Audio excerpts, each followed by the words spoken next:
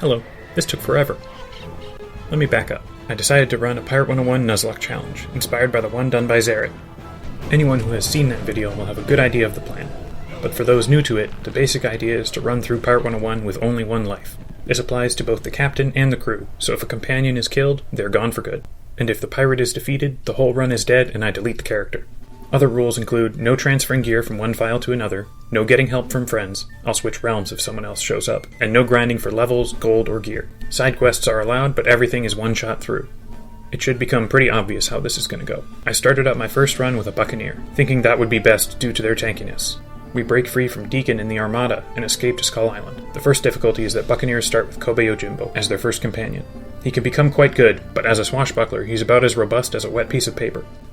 We start off needing to help Captain Avery, and in return we'll get our first ship.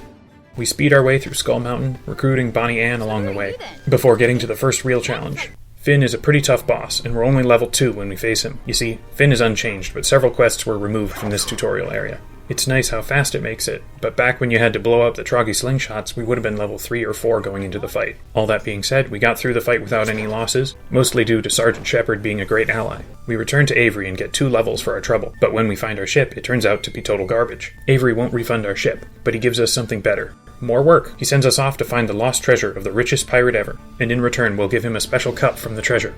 Without much else going on, we take him up on the job. We talk to Mordecai, the Buccaneer class trainer, and get a buff for the pirate as well as a new, extremely powerful companion, Peter Quint. So long as he isn't killed, he will be viable for the rest of the run. Which, speaking of the rest of the run, I should mention our goal. We're not running the whole game. That would be impossible. I'm currently writing this part of the video before finishing Skull Island, so I have no idea if we'll have to back down, but the goal is to defeat Rooke. Right now, that seems pretty ambitious, but you never know. For now, back to business. We meet with Barnabas and join the hunt, but we walk in on Ratbeard betraying us all immediately. An easy defeat of his minions convinces Barnabas to join us, and we rush off to catch Ratbeard. We grab our trusty death trap of a boat and shove off for Blood Shoals. Notice what happens here as I run past all these guys with their side quests. Something to keep in mind for later. We find that Ratbeard poisoned his whole crew to keep all the treasure for himself. Their ghosts will only tell us where he went if we solve their unfinished business. Here we have the 3 streets parallel, each one with a dungeon at the end. Manny's quest is available without a membership, so they expect you to do it first, and it's a lot easier than the others, so I start with that. A few quick battles, and fun references to Morgantha later, and it's time for the final dungeon. Except I decide to wait on that and do the regular questing portion of the other 2 ghosts first, thinking they would be easier. I quickly learn that that is not the case, and lose Kobe to some Red Claws. It's not the end of the world, but it sucks to lose him so early. We push on until the dungeon for this quest, then fight the Cutthroats and Threshers of the final quest. Now, at level 7, we'll have to choose from among the 3 dungeons. Fighting Chokakab seems the easiest, so I begin with that one, and it's not too bad until the final fight. We need to destroy the statue that he draws his power from, and in the process we lose Barnabas. While we were able to defeat him, we were down to 2 companions, and not even a high enough level to keep them out of fights by giving them other orders, so I had to call it quits. With a better idea of what's in store, I delete the character and I'm back at it. Still trying at the Buccaneer, and things are moving along. Right up until the fight with Finn, and I lost Kobe again, even earlier this time. His health is just so low, and he doesn't have many of the swashbuckler benefits yet to keep him going. The beginning is hard because Kobe is such a great companion for the mid-game, but I'm forced to use him early without any alternatives. As a main story companion, we'll still get to hear his voice, but he will have to stay away from the fighting for the rest of the game. I won't let that hold me back though, and we finish the fight, recruiting Peter and Barnabas, grabbing our ship, and getting back to the island. But what are these? Our friends, the side quests. This is my new plan. I'll do as many side quests as possible so that I might get a couple levels higher. These higher levels also start my plan that will probably be in place for the rest of the challenge. Every 5 levels, I'll be upgrading my gear with things from the Bazar. Unless I find a unique, extremely useful item, the Bazar gear is probably the best that I can get my hands on. One more resource to manage are training points. They let you improve your companions by leveling them up, but they are worth less the closer the companion's level is to yours. I want to keep my companions that I'm using as strong as I can without wasting points, so some more levels for myself from side quests will help with that. Some side quests have training points as a reward, so that helps even more. Getting back to the run, I completed the Blood Shoals side quests. Fun fact, 2 of these used to be the main quests from the Ghosts before they were reworked, and finished some side quests from Skull Island and Jonatown. This brought me up to level 6 to start off the Ghost quests, instead of level 4. I started with Manny, but this time I went for Jack's quest before Mo, leaving the tough Red Claws for last. I still left all 3 dungeons for last, and was able to cruise through without any losses. A big help this time was having the gunnery power, from some boots that I happened to pick up. Turns out that Laska was a big liar, and had no idea where Ratbeard is. He sends us off to find the Frogfather, and it's pretty lucky that he happened to be involved. With the ghost quests finished, the run got a lot easier for a little while. To get the Frogfather's help, we need to get him some spices from the Monquistan fortress, the Presidio, but the fights in there were really easy. It was worth it though, as it let us pick up a former crewmate of our parents, Gaspard de Vol. While he won't always be the strongest, he was a much higher level, as happens with every newly recruited companion. Speaking of companion level, I decided to only train the 3 that I'm currently using, and only train them when I can get full levels with those points. I was able to get Bonnie Ann to level 8, and I could do her first companion quest. This got her 2 new epic talents and longer range, so she will be on the team for a long while yet. Companion quests are quests that become available when companions reach a particular level, and their reward is an upgrade to that companion in the form of new epic abilities and powers. These are major improvements to the companions, and companions with access to more promotions are much better than those without. With that finished, we shove off for Flotsam, where the Frogfather said we can find One-Eye Jack, who can help us find Ratbeard. It's hard to be mad at him for not answering our question though, because he gave us a new ship that used to belong to our parents. Some running around later and we find Ratbeard, but he gives us the slip, and we have to follow a scavenger hunt left by Captain Gunn. While it's a little tedious, it's worth it as it lets us get closer to the goal, and our first Witch Doctor companion in Old Scratch. He can become great later on, so I won't risk him for now, and he's very important to the story. We finish the hunt, only to find that Ratbeard beat us to it, and Gunn tells us that the treasure's on Waponi Woo, so the final chase is at hand. The final fight on the volcano is more complex, but not all that dangerous. The Waponi leader, Chumbawamba, has to be defeated. Then his idol's destroyed, but that's not very hard to do. He throws himself in the volcano, and we learn from Ratbeard that the Waponis double-crossed him and destroyed most of the treasure. If that seems terrible, at least we were still able to get the chalice that Avery wanted, and we get to have Ratbeard on our side. He's viable at many points in the game, and he has a lot of promotions. He's a high enough level when I recruit him to start his first promotion quest right away. I'll do that, but first we'll return to Avery with the chalice that he wanted. We claim the remaining gold, and Avery already has a new mission for us. He wants Skull Island to be viewed as a legitimate power by the worlds of the Spiral, so he wants us to go deliver a trade agreement to the Monquistan colony of Puerto Mico. The chalice that we got is an old family heirloom of the governor, so he hopes it will help as a gift. Before starting this new mission though, Ratbeard wants to reclaim his old gear from before the hunt for Gunn's treasure. It's not too hard to find his things, but in doing so we meet up with Lasco's ghost, who wants revenge on Ratbeard for poisoning him. The fight isn't hard, and it turns out Ratbeard never meant to poison them in the first place. The quest ends and he gets his promotion, but he says he's going to find out what went wrong and make amends. As interesting as that is, it won't happen for a while, so we need to go to Puerto Mico. We do get to meet the governor, but we're asked to leave in the polite way that they do things. They know that we're the ones who raided the fort for the Frogfather, so there's no chance on the treaty.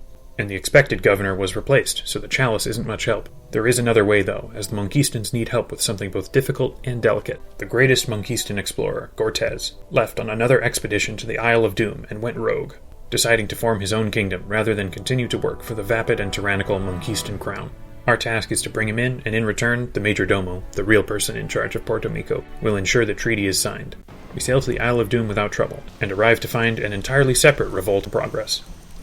The foreman will only tell us how to find Gortez if we end the strike, so it's time to play Pinkerton for a little bit. The workers and their leader go down without much trouble, and we're told how to find the last known outpost of Gortez's army. When we get there though, it's been destroyed by Troggies, and we need to help the scattered army before we can keep moving. This just requires some fights with more Troggies that go by fast before we push deeper into the jungle. We find some of the renegade Monquistadors, and the Armada. It's the first we've seen of them since we escaped their prison ship at the start. They don't seem to have really cared about us, so it's not very clear what they're doing here. Gortez's guards will only let us into the camp if we help them against the Armada and defeat the Armada leader. We barely need an excuse to go after the robots, so we make quick work of them. We're allowed into the camp, but we must pass more tests to see Gortez. None of them are very hard, but we do hear the voices of my parents in the Crystal Cave saying some mysterious things and telling us to find their grave. That will have to wait though, as we're finally allowed to meet Gortez. He tells us about how he discovered himself here, and refuses to work for the frivolous Monquistan crown anymore. But we have a job to do. We start the fight with him, but he won't engage. To err on the safe side, we take out his guards first, then hit the keys that force him to come down. As strong as he is, he can't defeat us with his low numbers before we take him down. We drag him back to Puerto Mico for our reward and our treaty, but we learn that the governor has been replaced again. Now they won't do it unless we personally deliver Gortez back to Monquista. With nothing else to do, we agree and secure a violet windstone to sail to a new world. We get a moment to marvel at sailing across the swirls of the spiral before emerging into the huge Tierra Primata skyway. We make our way to Monquista City to deliver Gortez and meet the king and queen, who shower us with praise before telling us to take Gortez to a remote prison island.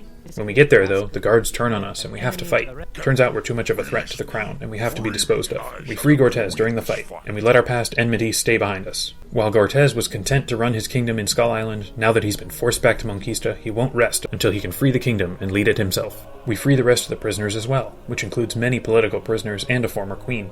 We arrive at a low point in what seems to be a long struggle against the crown. There are 3 former queens who are working to overthrow the government, and we are given a new offer. Since the king and queen obviously won't sign our treaty, we are asked to help establish the resistance, and in exchange Queen Anna will send orders to Puerto Mico to agree. This mission keeps getting longer and longer, but we agree, first visiting the queens to learn their plan, discover there is no plan, and return to Anna. She tasks us with finding the monkey's paw, a relic that can grant wishes to aid the cause, and we go to Don Quixote to find it. He had lost it in a past war, and we eventually find that it fell into Diablo Cut. There's a risky dungeon to do to find it, where we need to fight 2 of the cursed Velveeta brothers, but we make it through without any losses. There's a reference to Indiana Jones that doesn't slow us down, and we claim the paw, bringing it first to Don Quixote for one last use before taking it to the Resistance. In gratitude, they send us back to Puerto Mico with orders to sign the treaty. The Major Domo takes the orders without difficulty and gives us a letter that informs us our old friend, One-Eye Jack, is looking for us. We catch up with him, but he's been captured, and once we free him, we learn that all the pirates are after us and our friends to claim the map. We don't know what's going on, and Jack tells us that Avery has been telling everyone that we have the greatest treasure map ever. We need to meet with Avery and settle this. He's happy that we finally got his treaty signed, and tells us that he has a piece of the map, and has been lying to keep pirates from coming after him. The map in question is a map to El Dorado, the world made of gold. Marco Polo made it there and made the map, but ripped it into 7 pieces to keep anyone from getting there. The piece Avery has is from Gunn's treasure, and he proposes that we join forces to find the map and split the reward.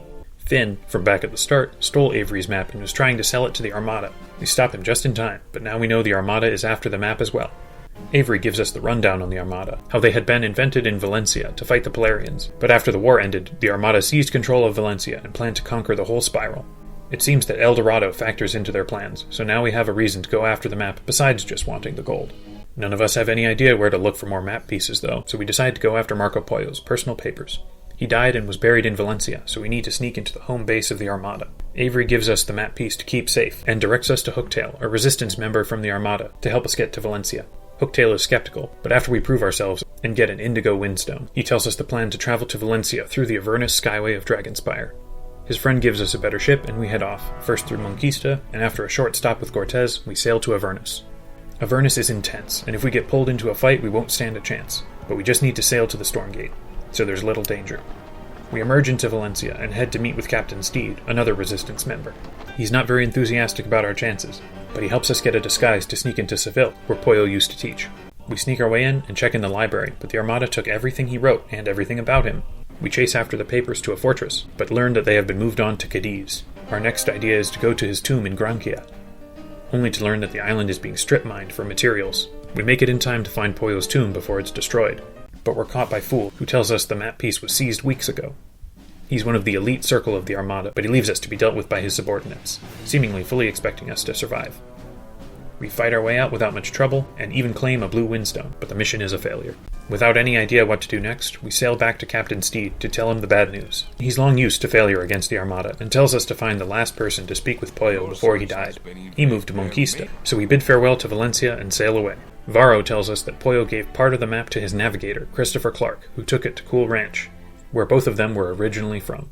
Finally having a clear goal, we set course for a new world. But wait, before going to Cool Ranch, we can get Barnabas to level 16 and do his first promotion quest. He needs to prove himself as a buccaneer and get some new armor, which also grants him new epics and powers, so he will join the main roster for a while. We sail to Cool Ranch and start asking around for Christopher Clark. We learn that he has also died, so we start looking for his son Merryweather. He's been out doing research and was captured by one of the bison tribes. We have to fight our way through some bison and spirits before we can find him. There's a difficulty spike with each new world, and the spikes get more significant as we get further into the game, so we need to be more and more careful as we go on. These fights aren't much of an issue though, and we continue until we meet with the chief, Seven Storms. He tells us that the birds have been stealing from the burial ground, and that they won't release Clark until the spirits are appeased.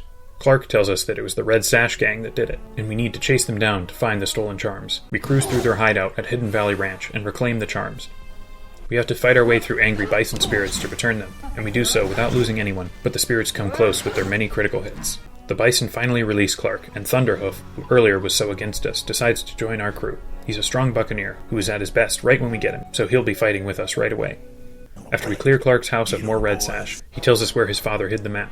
We need to fight through a bunch of scorpions and their queen, only to find that Captain Blood seized the map long before we got there. Clark tells us that his father had hidden a note to keep it from Blood, and now we'll need to find Blood's lost treasure to claim the map. A little asking around in Cooper's Roost reveals that nobody knows where Blood stashed his prizes. We speak to a familiar-looking Desmond Argleston, who doesn't know where Blood's treasure is, so he tells us to find the man who defeated Blood, El Toro. El Toro is the protector of Santo Pollo, so we sail there to find him. Friar Cluck tells us about him and how he is a great defender of the innocent, and also how nobody knows who he is. We need him to come to us, and for that to happen we need to prove that we fight for the same righteous cause as him. This means doing work for the people of the town who were terrorized by bandits. We check the church, recover stolen sugar, and then are told about how Banditos have kidnapped Gutierrez's daughter. Before going to rescue her, Peter Quint reaches the level to get his first promotion, and as a side quest companion, it only costs us gold. We clear the Banditos who remain from the saloon, and they direct us down Bandito Trail. We find that Frogovia is the one who took Gutierrez's daughter.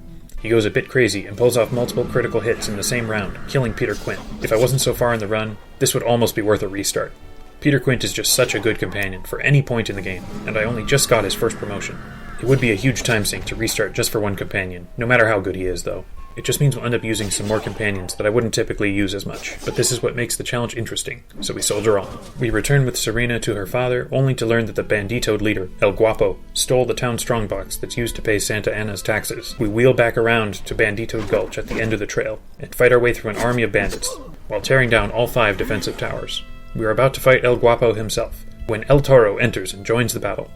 The fight isn't hard, and El Toro reveals that he has been following our exploits, and believes he can trust us enough to work together. After the fight, he found evidence that the Banditos and Froggerales are in cahoots, and working to take as much money from Santo Pollo as possible.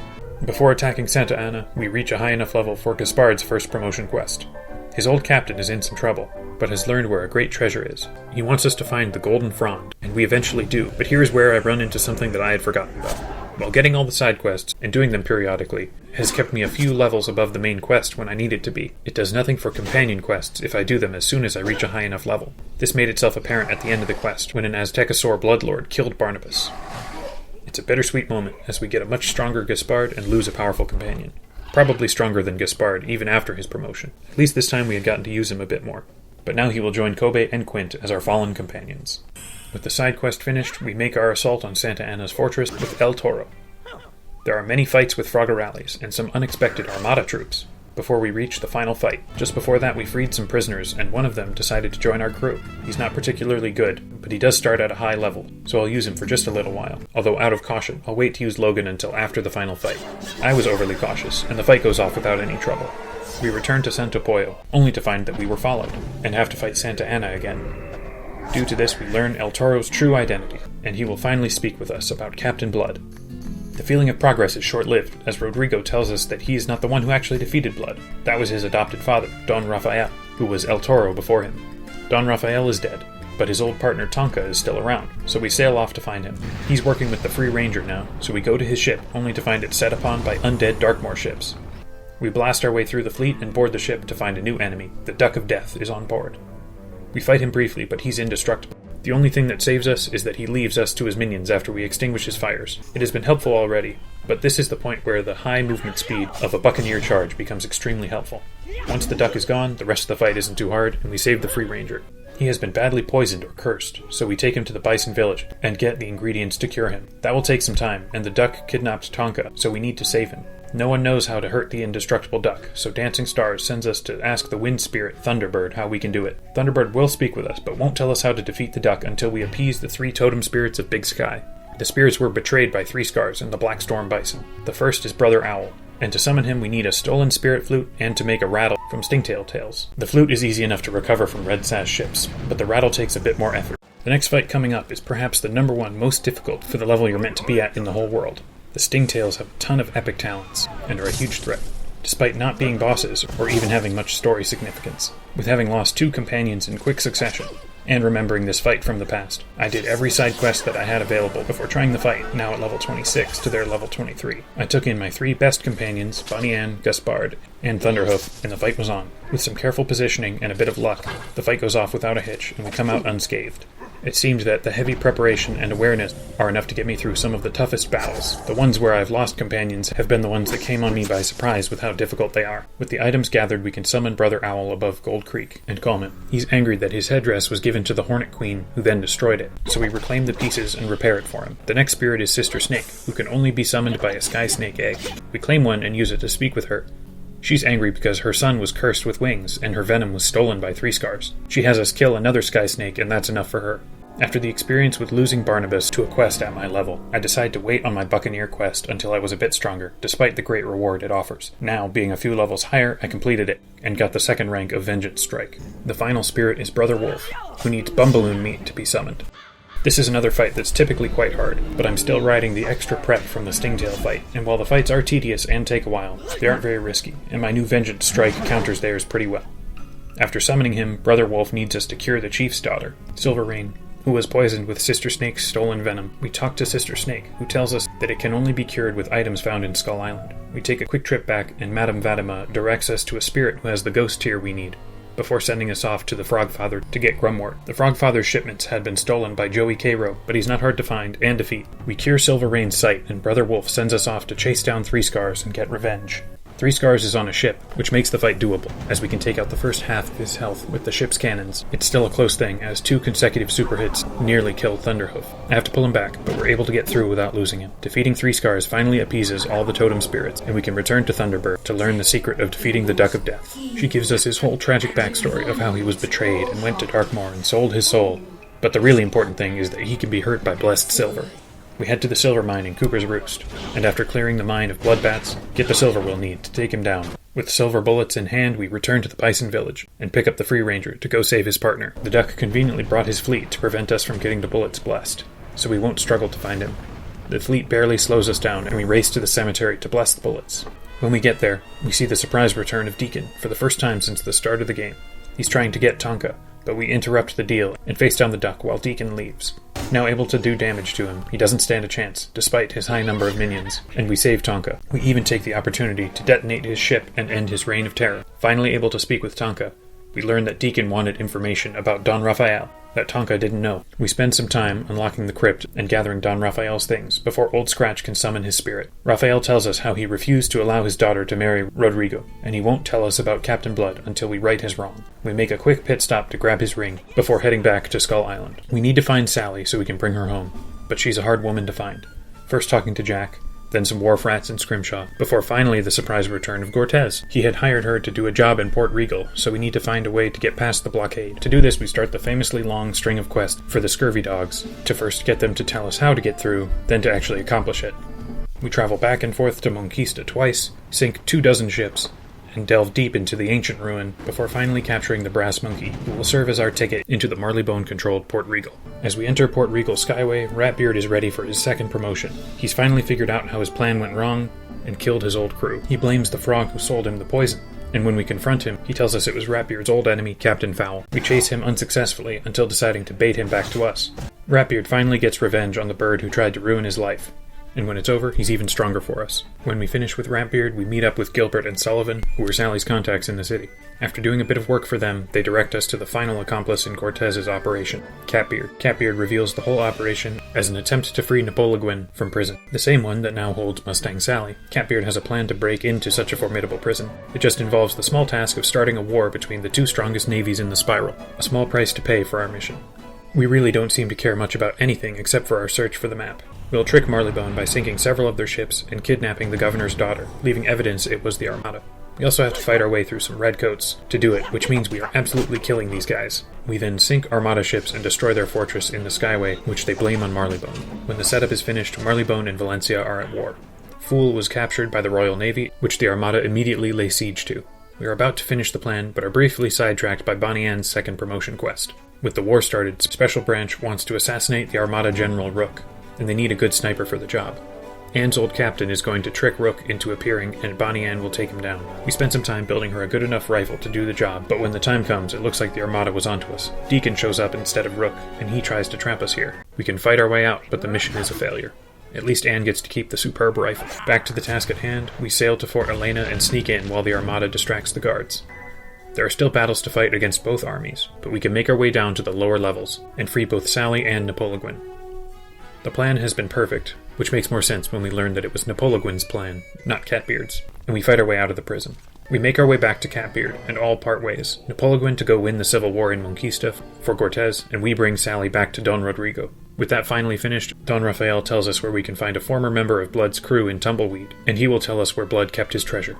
He tells us it's in Haunted Skyway, but the way there is blocked by the Wild Bunch, so we need to find a way to defeat them. We learn about the Magnificent Seven, a legendary group of heroes, and decide to reunite them to clear the Skyway.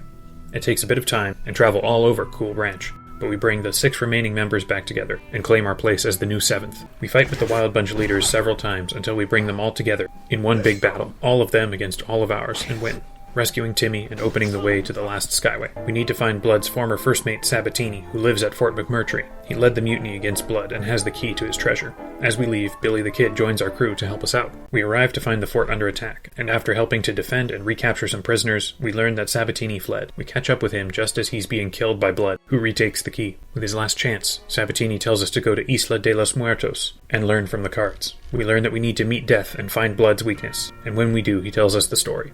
He and Captain Blood played cards, where Blood bet his soul, but he left partway through the game, leaving him stuck between life and death. Until the game is finished, he can't be killed. We need to get him to play his cards, and to do that we need to track down his severed hand. In doing that we have to speak with El Toro, and when he learns that Captain Blood has returned, he joins our crew to face him. With the plan in place, we travel to Miranda to find Blood's lost cards. They aren't too difficult to find, and we manage to play the losing hand just before Blood comes to stop us. Now he's mortal, and we just have to defeat him. This has the potential to be a very dangerous fight, as Blood will summon flames and new minions every round. We bring El Toro with us, as well as the recently promoted Bonnie Ann and Ratbeard. We focus Blood down, but not before he summons 2 more skeletons, so we're a little outnumbered. That doesn't stop us though, and we clear out the rest of his minions, being careful not to stand in a way where his witch doctors can hit multiple of us at once. We finish the fight without any losses, and the Scourge of Cool Ranch is dead. With Captain Blood finally defeated and the key claimed, we can get the piece of the map. We sail to the Motherlode mine, smashing the Ghost Fleet along our way, and find the treasure trove. Just as we are about to claim it, Deacon confronts us. It seems he's been waiting until we found the treasure and the map, so that we would do his work for him. He says that they will have half the map after this piece, and attacks. This fight just requires us to destroy Deacon, who will call up continuous Armada reinforcements. It's not too hard, and we have access to some cannons that let us hold back the troops until we can close the distance. Deacon is strong, but with a couple rounds of focusing on him, he is finished. Our original enemy and captor from the start of the game is defeated. We can finally get the second piece of the map to El Dorado and claim Pollo's ship that he took when he explored there. We also find a picture within the treasure showing Pollo's crew in El Dorado. One of them, to our surprise, is the captain's mom. We take the photo to Captain Avery to identify the other pirates, and with 7 of them, it stands to reason that each one of them might have a piece of the map. We now know that we are racing the Armada to find the map pieces, but we also know where to start looking for all of them. Our next destination, Mushu, will make use of our new ship, but that will have to wait for next time. So, we lost 3 companions in Part 1 here, and unfortunately they are 3 of the very best and most viable ones. I also learned some things that will serve me well in the future, especially as things get harder with the Mushu power spike. I think I've been counting on my good companions being better than they are, which might be why all my garbage side quest companions have made it through unscathed while I lost 3 of my strongest companion. I need to make sure I do side quests before important fights, to keep a bit of a level edge over the enemy, and I need to be extra careful around promotion quests that lure me in with great rewards, but are much harder by being closer to my level. The second part of this will come out, probably 3 videos or so down the line. There will be a couple of Age of Empires videos in between. They just take a lot less time to make than this one. Now, having finished Cool Ranch, the plan is still to take down Rooke at the end of Marleybone, but we'll see. There are major difficulty spikes at the beginning of both Mushu and Marleybone, so we might start losing companions faster than we have been. This video took a long time to make, so I hope you enjoyed, and if you did, I would really appreciate a like or a comment on the video. Let me know if you're interested in seeing more new games on the channel, and if you'd like me to try continuing the challenge on after Marleybone. I know I said it would be impossible to run the whole game, but we'll see what happens. You never know. Until next time, thank you, and have a great day.